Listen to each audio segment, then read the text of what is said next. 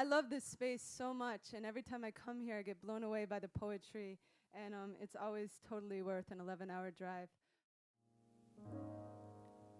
When the flowers were stolen from my uncle's grave, my grandmother drove to our house and collapsed at our door, strangled as an empty Christmas stocking, wailing for her piece of coal.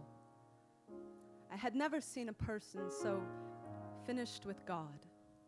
Her face was a massacre of grief. Her cries like shoveled granite chewed her shrilling throat. All that they left was the flag, she kept screaming. I thought her lungs would start bleeding. It scraped my chest clean, hollowed me for weeks. Our house was the echo of a mother clawing the floorboards for her dead son, a down forest in her nail beds. At night, I obsessed on how long flowers might survive in the hands of thieves. Spent a month in our basement scouring for answers in the photographs of my father in Vietnam. He was thin as a blade, his eyes unfiltered as the cancer they were given for free. Anyone could see by the freckles in his shame that war was no place for a soldier. The heart is no place for the talons of the kind of secrets you can only keep in the same chamber you will keep loaded to keep your hands from shaking the ghosts of dead children awake. My uncle wasn't killed by a bullet. He drank himself to sleep trying to drown their tiny screams. My grandmother followed him to the grave like every mother does. I keep thinking of them today as I sit in my parents' living room.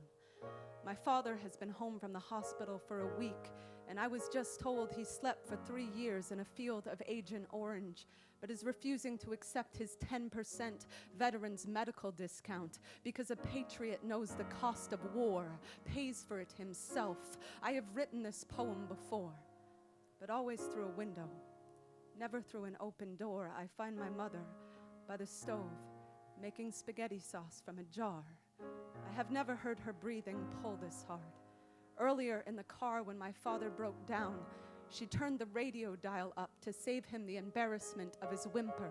The radio was playing I Wanna Sex You Up. We listened to it for 3 minutes at full volume. It was fucking hilarious. How none of us heard a word. I don't hear the words anymore.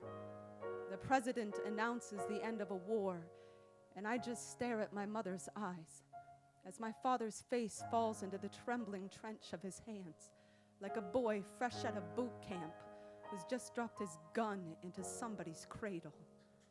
When a war ends, what does that look like exactly? Are the cells in my father's body supposed to stop detonating themselves? Does the orphanage stop screaming for its mother when the sand in the desert has been melted down to glass and our reflection is not something we can stand to look at? Does the white flag make for a perfect blindfold? Yesterday, I heard a story about a little girl in Iraq, 6 years old, who cannot fall asleep because when she does, she dreams of nothing but the day she watched her dog eat her neighbor's corpse. If you told her the war is over, do you think she'd sleep? She's seen teeth chew through a rib cage and swallow a beating heart. And I can buy dog tags at the mall. I can buy camouflage at the Gap. I can stare at the Vietnam Wall and forget it is missing the 2 million names of the 2 million Vietnamese slain. So I can certainly forget that little girl, her dog, the neighbor, and whatever soldiers we choke-chained in the opposite direction of God. At 4 a.m., I find my father in the living room, television blinking. The newscaster says the number of U.S. soldiers who were killed this month at war was outdone by the number who came home and committed suicide. Outside, there was a flag hanging from our front door. My father picked it out as carefully as he picked out my name when he built our house. I want to tell him, I built my spine from the clothesline that held his work shirts, but I know I'd start crying. I'm exactly like him. We both have wrinkles around our eyes 100 years older than our age. We both carry ourselves like an ambulance with someone dead inside, still thinking we might get there in time. I didn't get here in time. This house echoes like an empty canteen. Flowers don't survive long in the hands of thieves. Everything is wilting. I look back out the window. My father's flag is aglow in the moonlight. I remember something I was told years ago. I remember in World War II, 80% of US soldiers could not bring themselves to kill an enemy soldier they found sleeping. Sleeping. I want to ask my father if he thinks that's true. But I know he won't sleep if I do. And he needs to sleep. God knows. We all do.